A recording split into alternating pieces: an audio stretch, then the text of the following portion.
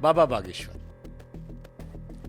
बालक मन, सिद्धियां विद्या तो देखिए मुझे पता नहीं, मेरा ऐसा कोई संपर्क नहीं, ना मैंने जानने की कोशिश करी ना कुछ।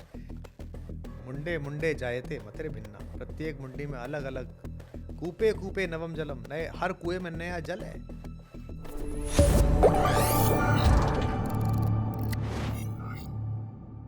सबसे पहला है बाबा बागेश्वर। बालक मन बहुत ही प्यारा, बहुत ही सरल, और सिद्धियां विद्या तो देखिए मुझे पता नहीं, मेरा ऐसा कोई संपर्क नहीं, ना मैंने जानने की कोशिश करी ना कुछ। बट भगवती अगर करोड़ों करोड़ों लोग में, बुंदेलखंड के एक छोटे से गांव में, एक सामान्य से परिवार के एक लड़के को इतनी लोक मान्यता, लोकप्रियता और लोगों के जीवन में सचमुच आनंद भाव पैदा करने की क्षमता दे रही हैं, तो ईश्वर को स्वीकार करिए। ओके, एक सवाल मेरे मन में सर और आता है कि जब मैं इस्लाम धर्म को देखता हूँ, क्रिश्चियंस को देखता हूँ, एक आवाज़ आती है, सही गलत कैसे है क्या है, एक आवाज़ आती है और उसका पालन सारे अनुयायी करते हैं। अब कितना सही कितना गलत वो धर्म के अनुयायी जाने, धर्म सबकी अपनी आस्था का है।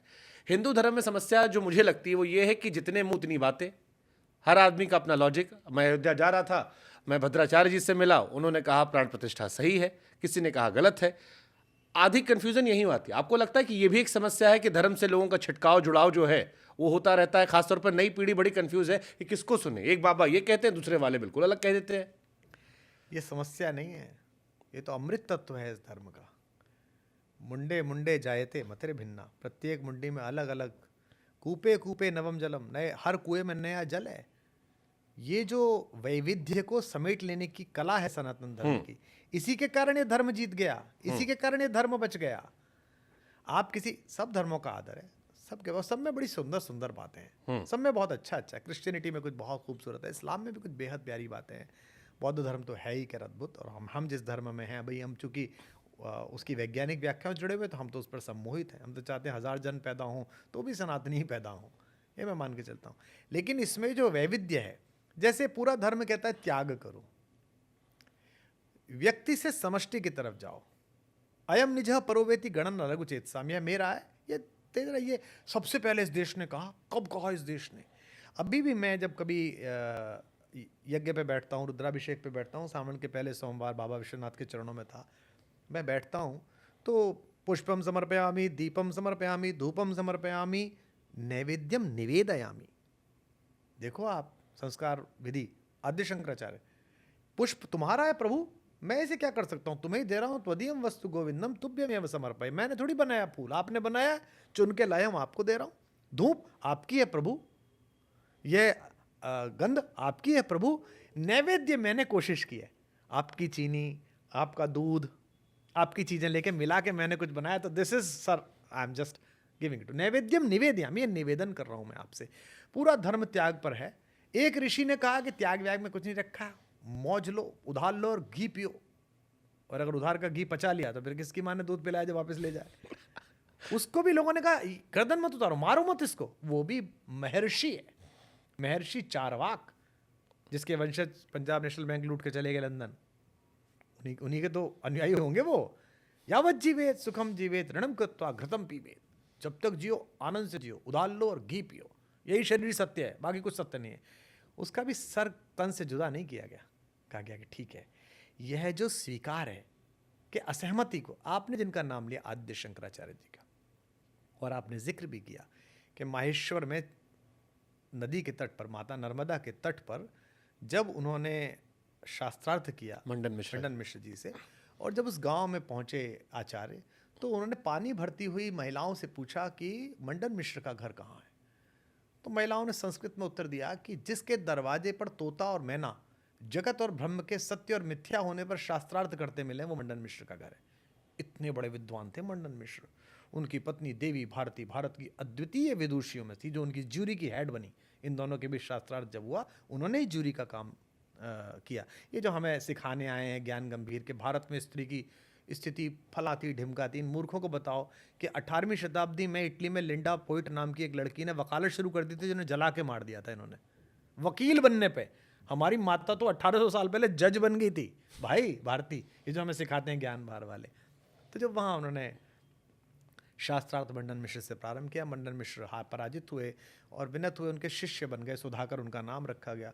तो जब वो जाने लगे तो शिष्य ने पूछा, नए शिष्य ने गुरु से पूछा, आयु प्राप्त शिष्य ने युवा गुरु से पूछा। पहली बात तो देखिए, ये कोई समस्या नहीं है कि गुरु युवा है, 24 साल का है और मैं इतने साल का हूँ। पूछा कि गुरुजी आप तो जा रहे हो, मेरे लिए क्या आज्ञा है? तो उन्होंने कहा कि प्रिय शिष्य, तुम मेरे ऊपर वार्तिक लिखो। अब आपके लिए नया शब्द होगा वार्तिक। महर्षि पाणिनि के अष्टाध्यायी में वार्तिक की व्याख्या है। वार्तिक क्या होता है? हमारे आचार्य लोग, मैं तो संस्कृत का विद्यार्थी नहीं, मेरी गति नहीं है ज़्यादा संस्कृत में, इसका दुख है मुझे, क्योंकि मैं केमिस्ट्री फिजिक्स मैथमेटिक्स पढ़ने में रह गया शुरुआती दौर में। वार्तिक का अर्थ है उक्तम, जो मैंने कहा है इसकी व्याख्या करो। ये तो कोई ख़राब बात नहीं है, हर कवि चाहता है कि उसका चेला उसके ऊपर पीएचडी कर ले। उक्तम। अनुक्तम, जो मुझसे छूट गया, जो मैंने नहीं कहा, इसकी व्याख्या करोगे गुरुजी ने ये तो कहा ही नहीं, यहीं तक बात कही, इससे आगे तो कही नहीं। इसके लिए कलेजा चाहिए। और तीसरी बात तो केवल भारत का ऋषि कर सकता है, केवल मेरा शंकर कर सकता है। उक्तम, अनुक्तम, दुरुक्तम, जो मैंने गलत कह दिया इसकी व्याख्या कर बेटा, कि गुरुजी आपने गलत कह दिया। कौन करा लेगा? है किसी में इतनी इंटेलेक्चुअल एक्सेप्टेबिलिटी? ये जो इंटेलेक्चुअल एक्सेप्टेबिलिटी है क्रॉस की, कि तुम भी कहो, तुम भी कहो, तुम भी सही कह रहे हो, हाँ तुमसे बात हो सकती है, यही इस धर्म की उत्तरजीविता है। तो मेरे जो छोटे भाई बहन, जो बच्चे इस कार्यक्रम को देख रहे हैं और वो सोच रहे हो कि परम पूज्य शंकराचार्य आदरणीय श्री अभिमुक्तेश्वरानंद जी ने एक बात कही, परम पूज्य जगत गुरु तुलसी पीठाधीश्वर रामभद्राचार्य जी ने एक बात की, दोनों महाराज जी के प्रति सादर चरण स्पर्श करते हुए, मैं तो दोनों का परम प्रिय हूँ, दोनों के श्री चरणों में माथा रखने का सौभाग्य मैं पाता हूँ, और ये मैं जब भी मिलता है इस अवसर का लाभ उठाता हूँ। अगर अलग अलग बात कह रहे हैं ना, तो तुम अपनी बुद्धि के साथ, तटस्थ बुद्धि के साथ, आदर भाव के साथ इसकी व्याख्या करो, समकालीन परिस्थिति में इसका जांच परख करो, अध्ययन करो। ये कैसे कि हम इन गुरुजी के चेले तो इन गुरुजी के खिलाफ बोलेंगे, ये संभव नहीं है। तो यह जो इंटेलेक्चुअल एक्सेप्टेंस है अलग अलग बातों का, यही इस धर्म की संजीवनी शक्ति है। बशीर बद्र साहब का एक शेर है, मगरूर आंधी दरख्तों को पटक जाएगी। ये जो पूरी दुनिया में जो पटका जा रहा है दरख्त, जहाँ जा रहा है वहीं भसड़ फैला रहा है, वो मगरूर आंधी का दरख्त है। मगरूर आंधी दरख्तों को पटक जाएगी, वही शाख बचेगी जो लचक जाएगी। तो जिस विचार में फ्लेक्सिबिलिटी ना हो, धर्म कोई झील नहीं है, धर्म कोई जोहड़ नहीं है सड़े हुए पानी का, धर्म कोई समंदर भी नहीं है कि कभी कभी लहर आती है, चांद के हिसाब से आती है। धर्म तो आध्यात्म के शिखर से निकलती हुई गंगोत्री की धारा है। धर्म तो झरना है जो अलग अलग गांव जंगल होता हुआ अंत में चेतना के महासागर में जाता है।